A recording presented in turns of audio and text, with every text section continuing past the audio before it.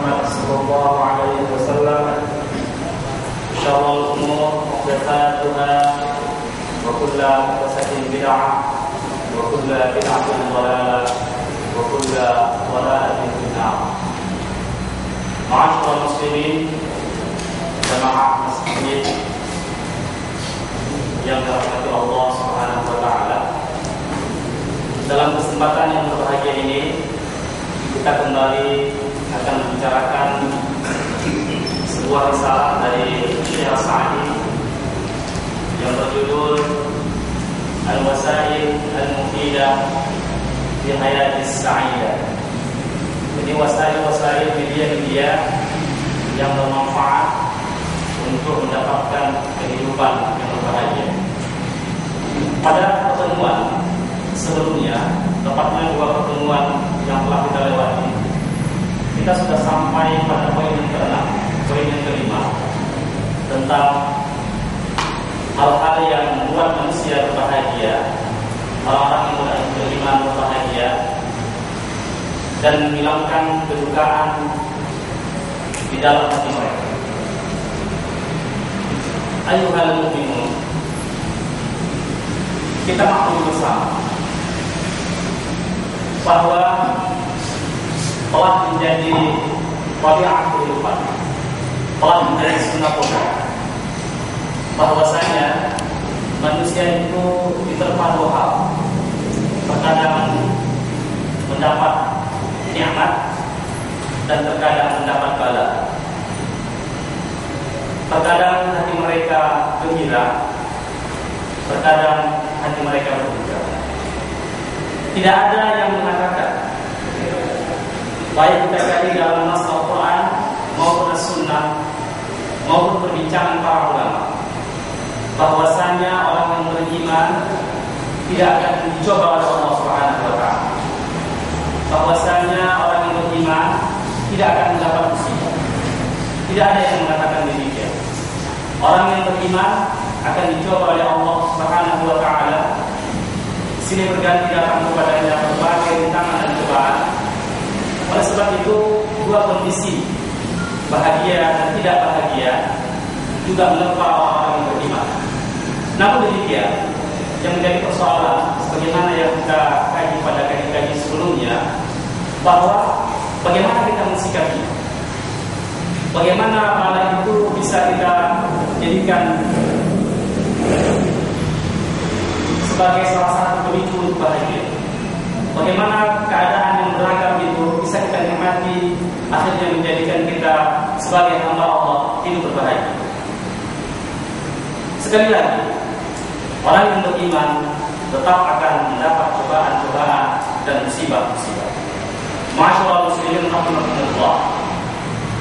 Yang keenam yang dikatakan oleh Syekh As-Sa'di, bagaimana manusia untuk mengatasi hal seperti itu? Dia katakan, wa kadzalika at-tahaddatsu bi ni'amillahi adh-dhahirah, wa kadzalika at-tahaddatsu bi ni'amillahi adh-dhahirati wal batinati, fa inna ma'rifataha wa at-tahaddatsu biha yarfa'u Allahu bil hammi wal gham wa yahussu al-'abdu 'ala ash-shukri alladhi huwa arfa'u al-maratib wa a'laha hatta walau kana al-'abdu fi halati faqr aw marad aw ghayrihima min anwa'il bala fa innahu idza qabala baina ni'amillah 'alayhi allati la yuhsalaha 'abd wa la hisab wa baina ma asabahu min makruh wa lam yakun lil makruh illa an-ni'mah hisab.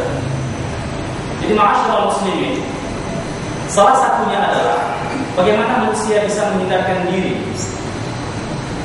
dari hatinya yang galau. Alhamdulillah, Syekh mengatakan, coba periksa nikmat Allah yang zahir dan yang batin yang diberikan Allah kepada kita. Betapa banyak Allah Subhanahu wa taala memberikan karunia kepada kita. Tidak akan terhitung apakah itu karunia yang zahir, nikmat yang zahir, ataupun nikmat yang batin. Oleh sebab itu, coba ketahui betapa banyak nikmat itu, sehingga engkau tidak akan pernah bisa untuk menghitungnya. Lalu kenapa ketika satu nikmat yang diambil oleh Allah darimu, lalu engkau seperti kehilangan kendali, murka kepada takdir Allah, tidak mensyukuri nikmat-nikmat yang lain? Betapa terpilihnya jiwa ini. Padahal masih banyak nikmat yang disisakan Allah pada dirimu. Lihatlah nikmat kehidupan. Lihatlah matamu yang masih melihat. Lihatlah lidahmu yang masih merasakan berbagai nikmat-nikmat yang dapat engkau rasakan dengan lidah. Lihatlah nikmat yang jantungmu masih berdetak, masih bisa menghirup udara, masih bisa memompa darah ke seluruh tubuhmu. Lihatlah betapa Allah Subhanahu wa taala masih memfungsikan ginjalmu. Lihatlah Allah Subhanahu wa taala masih memberikan kekuatan kepadamu untuk bisa melakukan sesuatu. Tapi kenapa ketika satu nikmat yang diambil oleh Allah, Allah mencobamu, lalu engkau tidak sabar dengan apa yang diambil oleh Allah tersebut? Oleh sebab itu, kajilah nikmat Allah yang ada pada diri. Lalu bandingkan dengan bala yang ditimpakan Allah kepada diri. Allah memberikan misalnya anak yang banyak, lalu Allah hanya mengambil satu anak, lalu engkau merasakan dunia ini seperti kiamat, sehingga engkau tidak mampu untuk mensyukuri nikmat yang ada. Allah mungkin mengambil salah satu dari matamu, lalu kenapa tidak engkau syukuri mata yang satu lagi yang diberikan Allah dan nikmat yang lain? Oleh sebab itu, perhitunglah engkau dengan nikmat Allah Subhanahu wa taala. Pantaskah engkau tidak mensyukuri nikmat yang tersisa itu? Bahkan nikmat yang tersisa itu lebih banyak daripada nikmat yang diambil oleh Allah Subhanahu wa taala. Oleh sebab itu, ma'asyiral muslimin, at-tahaddus bi ni'amillahi adh-dhahirah wal batinah menjadi keniscayaan bagi manusia. Inilah salah satu yang bisa memotivasi kita untuk keluar dari cengkeraman alhamdulillah dengan mengkaji nikmat-nikmat Allah yang masih disisakannya kepada kita. Mungkin ditambahinya, tapi dari sisi yang lain. Mungkin engkau kehilangan seorang istri, tapi Allah menggantinya dengan istri yang lain. Kehilangan seorang anak, tapi diganti dengan anak yang lain, atau dengan karunia yang lain. Bukankah kita mengatakan ketika ada seseorang yang memiliki anak wanita, 3 anak wanita yang wafat, dan dia bersabar dengan takdir Allah, itu akan menjadi garansi baginya untuk masuk di surga Allah Subhanahu wa Ta'ala. Betapa anak itu akan hidup di dalam surga nantinya, dan sekarang sedang bermain dengan Ibrahim di alam barzakh, sebagaimana yang diberikan oleh Al-Bukhari. Dan engkau akan mendapatkan karunia nanti ke surga sebab engkau bersabar. Lalu kenapa engkau tidak melakukan semua itu? Jadi ma'asyiral muslimin, Syekh mengatakan adalah keniscayaan kita untuk berhitung dengan nikmat-nikmat Allah agar al-gham wal ham yang kita rasakan sirna dengan seiring waktu. Ma'asyiral muslimin rahimakumullah. Yang berikutnya, beliau mengatakan salah satu cara kita untuk menekan segala kesengsaraan yang membelenggu jiwa kita, Syekh katakan, isti'malu ma arsyada ilaihi an-nabi sallallahu alaihi wasallam fil hadits sahih haitsu qala unzuru ila man huwa asfal minkum wa la tanzuru ila man huwa fawqakum fa innahu ajdaru an la tazdaru ni'matallahi 'alaikum. Rawahu al-Imam Al-Bukhari. Di antaranya yang lain adalah wa min anfa'il asya' fi hadzal mawdi' isti'mal. Engkau melakukan apa yang telah ditunjuki oleh Nabi sallallahu alaihi wasallam dalam hadis sahih. Nabi bersabda, "Unzuru ila man huwa asfal minkum." Lihat kamulah kepada orang yang lebih rendah di antara kamu. Wa la tanzuru ila man huwa fawqakum. Tapi jangan kamu lihat kepada orang yang di atas kamu. Fa innahu ajdaru an la tazdaru ni'matallahi 'alaikum. Maka sesungguhnya itu tidak akan merendahkan nikmat Allah yang telah diberikannya kepada kamu. Ma'asyiral muslimin, dalam hal mengenai nikmat yang diberikan Allah, kita jangan membandingkan harta orang lain dengan harta kita, kedudukan orang lain dengan kedudukan kita yang lebih tinggi dari kita. Tapi cobalah berbanding dengan orang yang lebih rendah daripada kita. Kalau sekarang kita masih bisa mendapatkan 50.000 satu hari, 100.000 satu hari, coba orang yang mendapatkan, bandingkan dengan orang yang mendapatkan satu hari hanya 50.000.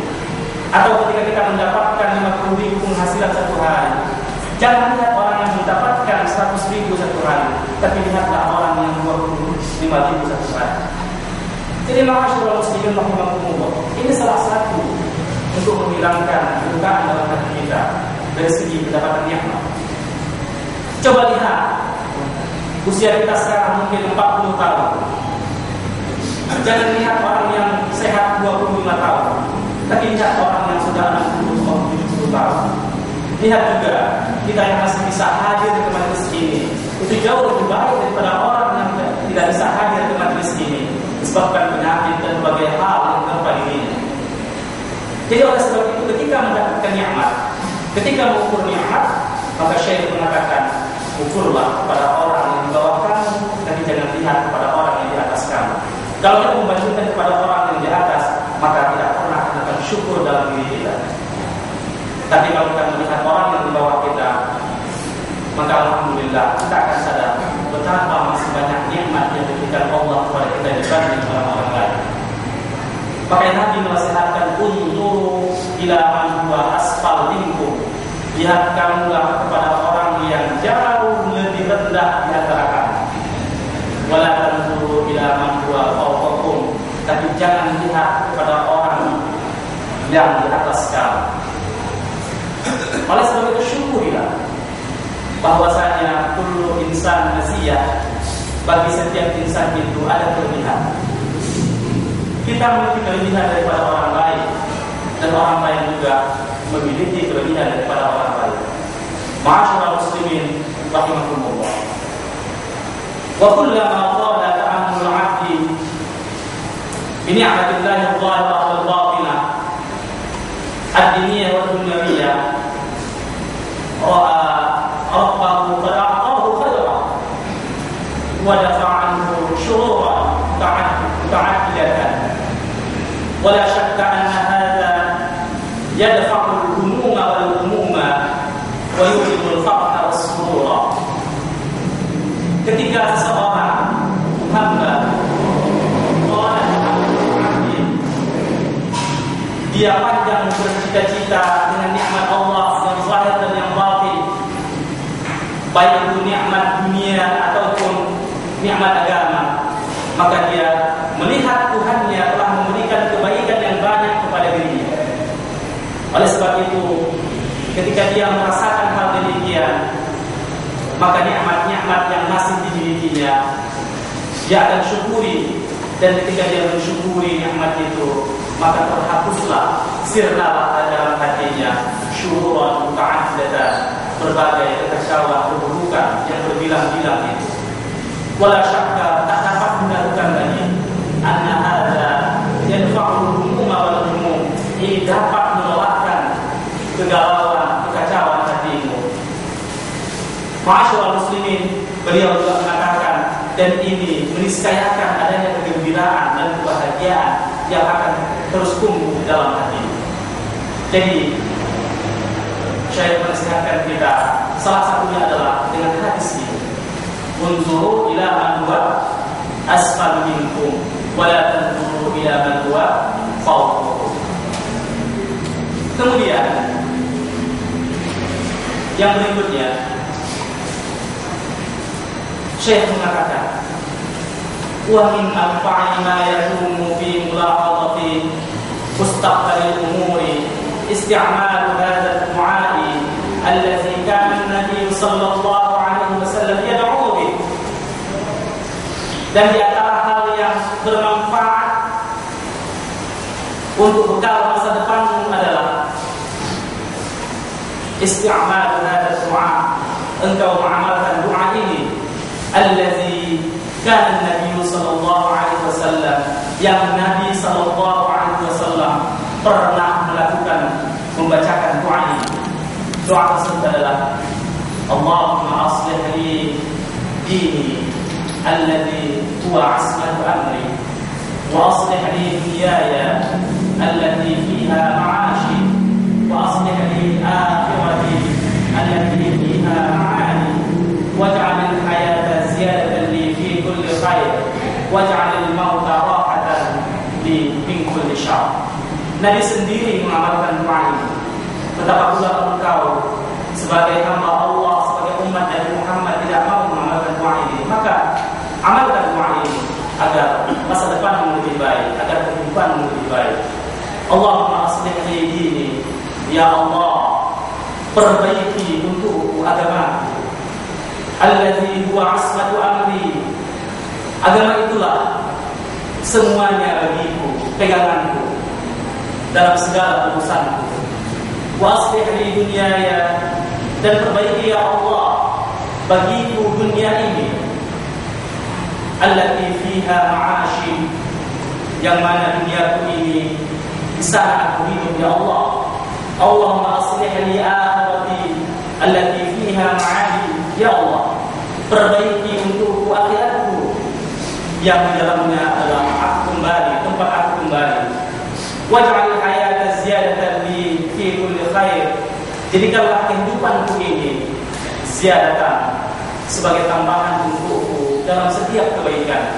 Waj'al mauta rahatan li min kulli syarr, jadikanlah kematian itu bagiku sebagai tempat istirahat dari segala keburukan-keburukan.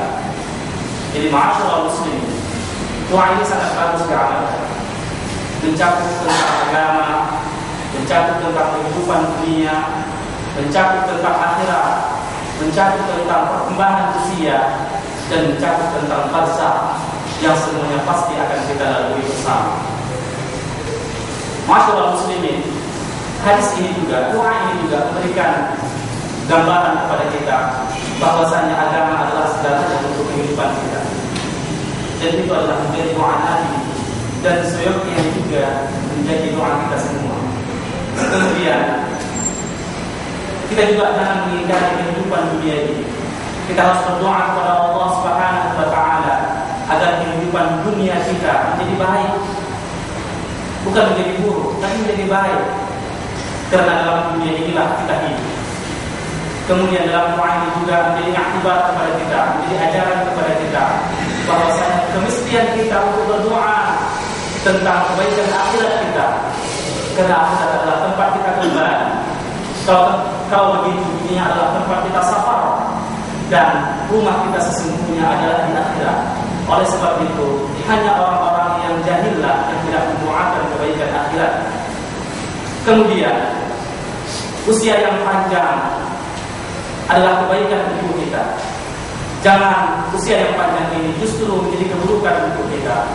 Oleh sebab itu, usia yang panjang adalah karunia dari Allah Subhanahu wa taala.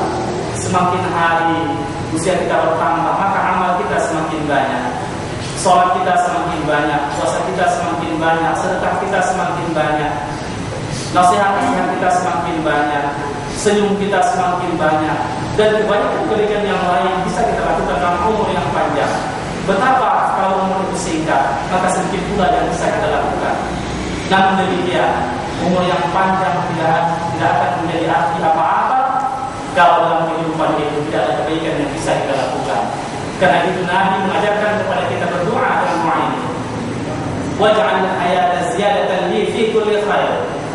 Jadikanlah ya Allah kehidupanku ini sebagai tambahan bagiku dalam setiap kebaikan, sebagai bekal bagiku dalam setiap kebaikan, sebagai simpanan bagiku dalam setiap kebaikan.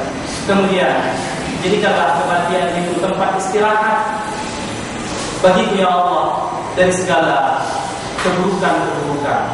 Karena dunia ini bagaimanapun indahnya kita hidup di dunia, tetap saja kita diterpa oleh berbagai masalah, diterpa oleh berbagai musibah.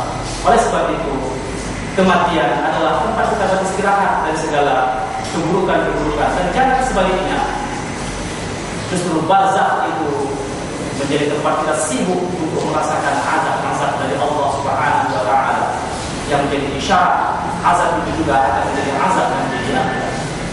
Oleh sebab itu, doakanlah kebaikan untuk alam barzakh kita dengan mengatakan waj'alil mauta rahatan li min kulli syarr.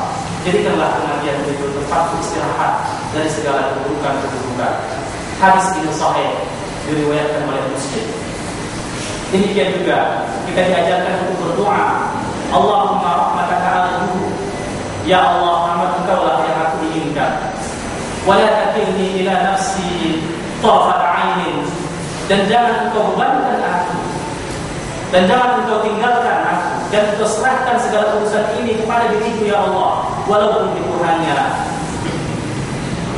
apa namanya, sepejam mata, tarfatul ain, sekedip mata.